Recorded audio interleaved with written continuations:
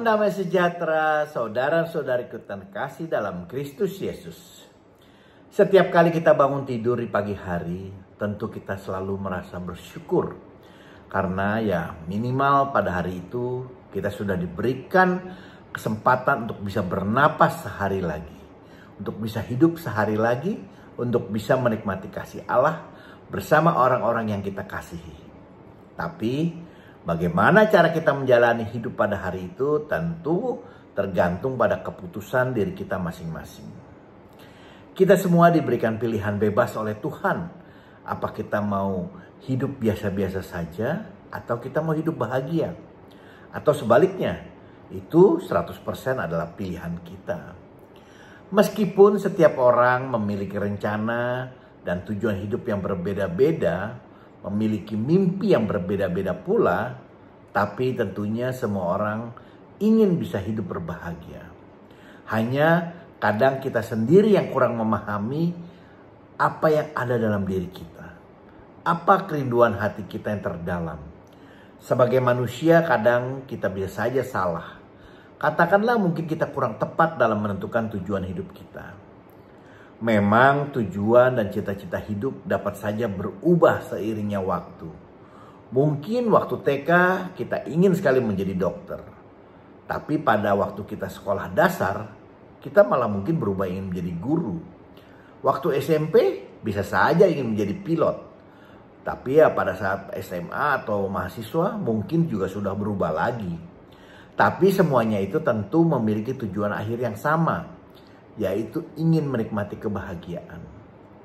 Yang jadi masalah tadi, kadang kita tidak sungguh memahami akan pilihan yang kita ambil.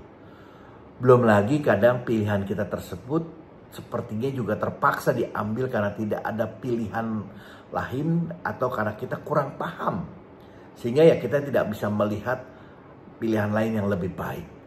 Atau bahkan dikarenakan adanya tekanan-tekanan hidup yang memaksa kita memilih tanpa pilihan. Juga kadang kita sendiri juga ya belum sungguh-sungguh mengerti dan memahami konsekuensi dari pilihan yang kita pilih tadi. Kita kurang memiliki hikmat dan kebijaksanaan yang membantu kita dalam menjalani hidup. Tapi hal yang indah dari itu semua, kita selalu diberikan kesempatan untuk mengubah atau katakanlah untuk memperbaiki pilihan tersebut. Saat kita merasa kalau ternyata pilihan yang kita ambil kurang tepat. Sekarang yang jadi pertanyaannya, kenapa kita bisa mengambil keputusan yang salah atau kurang tepat? Dan bagaimana kita dapat mengetahui kalau ternyata keputusan yang kita ambil itu ternyata kurang tepat dalam hidup kita? Atau mungkin tidak cocok dengan kita. Mazmur 1 ayat 1-3 berkata, "Berbahagialah orang yang tidak berjalan menurut nasihat orang fasik, yang tidak berdiri jalan orang berdosa, dan yang tidak duduk dalam kumpulan pencemooh. Tetapi yang kesukaannya ialah Taurat Tuhan, dan yang merenungkan Taurat itu siang dan malam.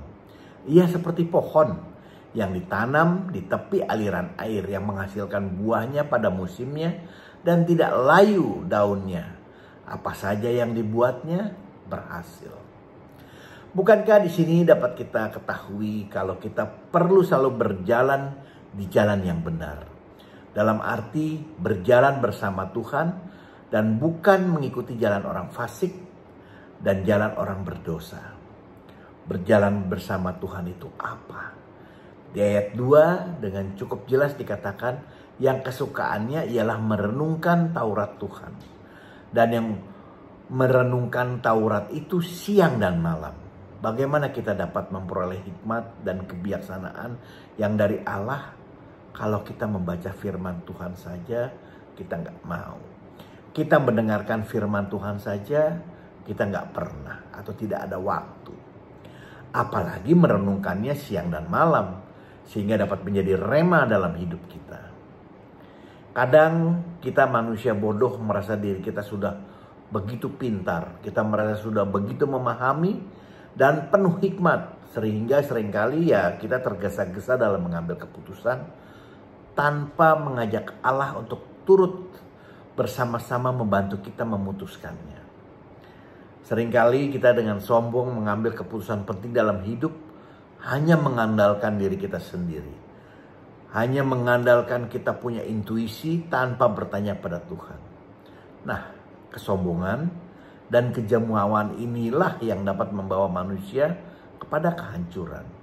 Bahkan Santo Paulus sendiri di Filipi 3 ayat 7-9 mengatakan, "Tetapi apa yang dahulu merupakan keuntungan bagiku, sekarang kuanggap rugi karena Kristus.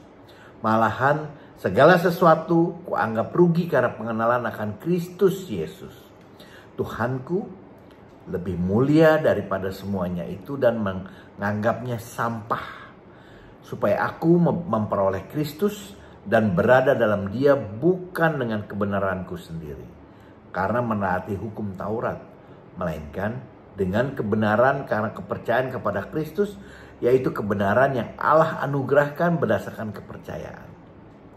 Bukankah dengan demikian seyogianya sekarang ini kita jadi semakin mendekatkan diri dengan Tuhan? Kita selalu berusaha berkomunikasi dengan Tuhan melalui doa-doa kita. Dan kita dengan lebih serius untuk mau mendengarkan firman-Nya. Baik dengan mendalami kitab suci maupun melalui pendalaman-pendalaman yang dapat kita ikuti tentunya. Apalagi sekarang di zaman sudah semuanya dengan digital. Ya, tentunya semua akan menjadi lebih mudah. Tentunya dengan demikian semua itu juga akan membuat kita menjadi lebih melayani Tuhan, melayani Dia yang sudah mengasihi kita. Kemuliaan kepada Bapa dan Putra dan Roh Kudus, seperti pada permulaan, sekarang, selalu dan sepanjang segala masa. Amin. Bila ada masukan, mohon berikan komentar Anda. Jangan lupa di like dan juga di subscribe. Juga di share agar kita dapat saling memberkati. Amin. Tuhan Yesus memberkati kita semua.